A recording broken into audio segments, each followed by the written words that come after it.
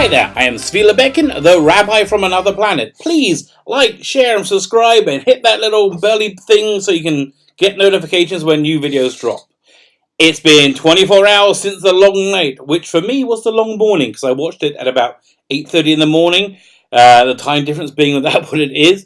So I wanted to wait a bit to let the dust settle and catch my breath because I needed to catch my breath before chiming in with my review. And I'm glad I did wait because there is such a massive online controversy about it now, which I really didn't expect at all.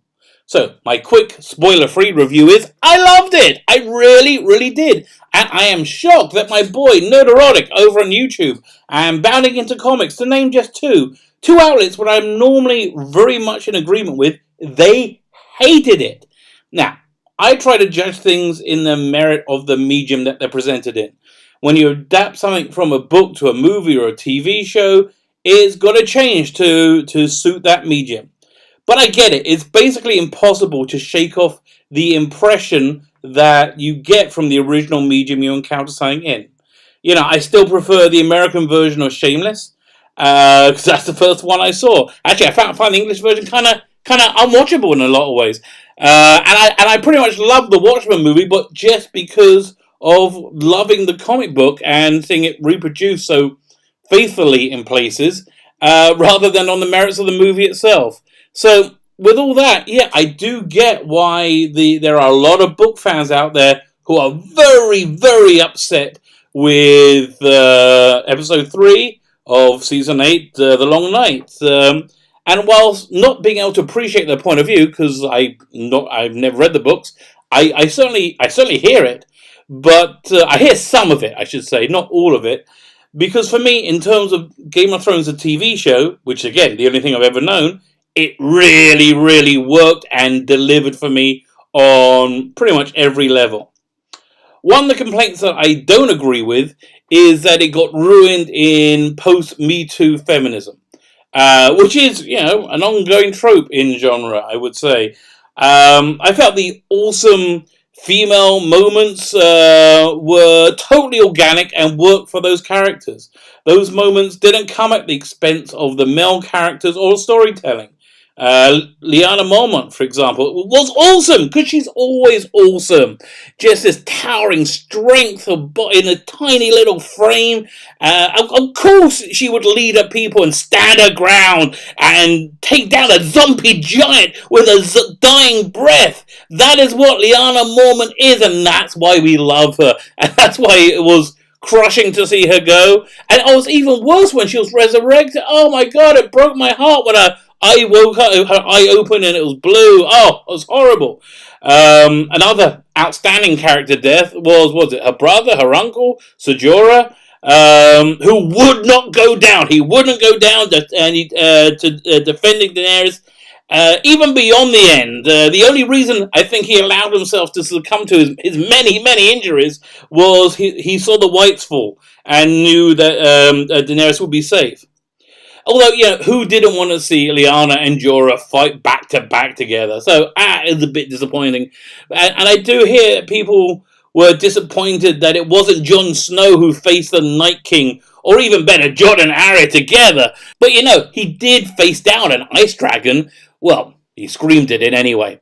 Like so much, we've just got to wait and see, I feel, before passing judgment on the season and the series as a whole. I'm hoping he gets something more to do, and I wouldn't be entirely surprised if the Night King isn't as gone as we think he is.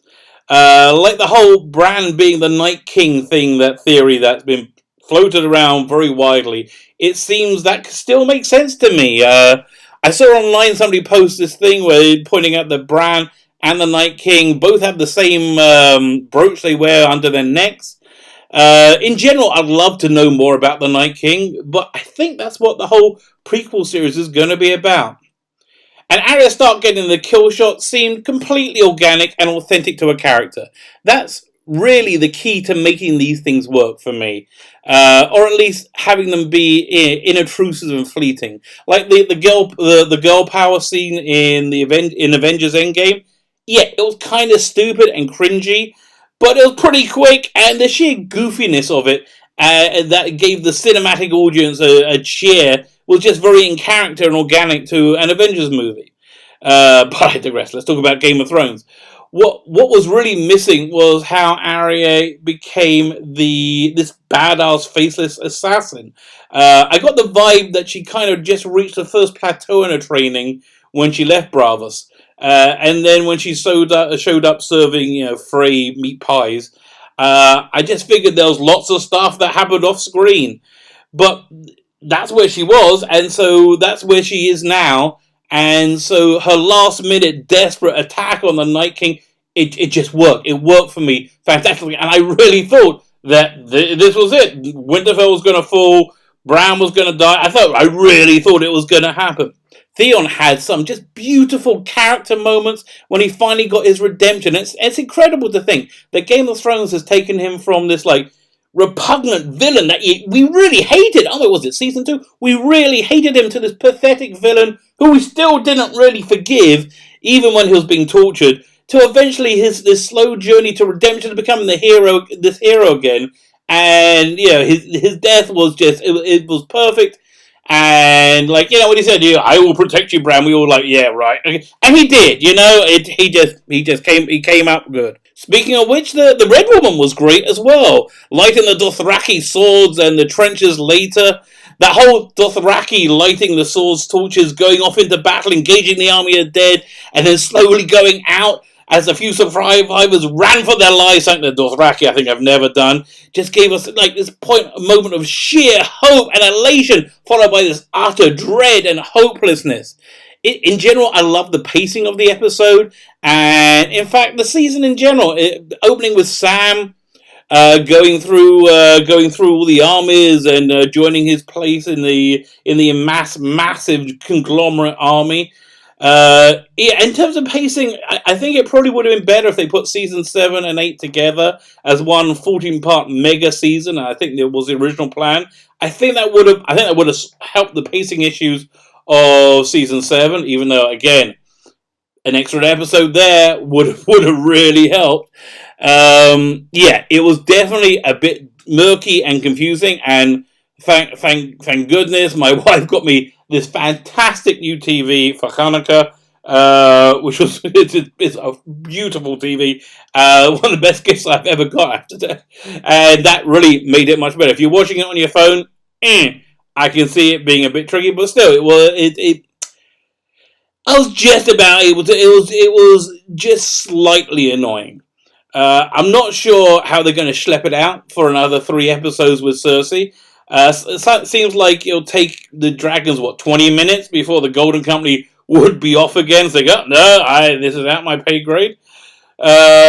Which is another reason why I wouldn't be surprised if the Night King isn't as finished as he appears to be. I don't think there's any question that Daenerys is going to take the thrones on Cersei and be the last part of the prophecy that will come to pass. But in Game of Thrones, her reign might be for 30 seconds. Equally, I have no idea how Jaime and Brienne and Sam survived, but I'm glad they did. I'm glad they all survived, because I like being around the characters, and I who doesn't want to see Clegane? It can still happen. It was a bit of a shame we didn't see a dead an undead white Rickon in the crypt, attacking, who was it, Sansa and Tyrion, but why complain about what wasn't? I just enjoyed what was, because what was just a sheer 90 minutes of edge of the seat, heart my mouth entertainment. So, what did you think? Are you in the camp of people who hated it? And OMG, do those people hate it? Take my hatred for Doctor Who Season 11 and multiply that by my hatred of Star Trek Discovery Season 2, and then square that by my revulsion at Brie Larson and subsequent dislike for Captain Marvel, and that's how much they hated it, or maybe even more. But, I loved it. I really did. I genuinely did. But what do I know? I like the finale of Lost and the finale of Battlestar Galactica. What can I say? Viva la différence! This is why I really love YouTube. and it's my go-to place to go for reviews now, because it's the only place you can really go where you get some honesty and some diversity of opinion. And even if very few people, or no one's watching this, I'm happy to add my voice to that cacophony of voices. I just think it's all good. Okay, I am Sela Becken, the rabbi from another planet. Please like, share, and subscribe, and let us know what you think.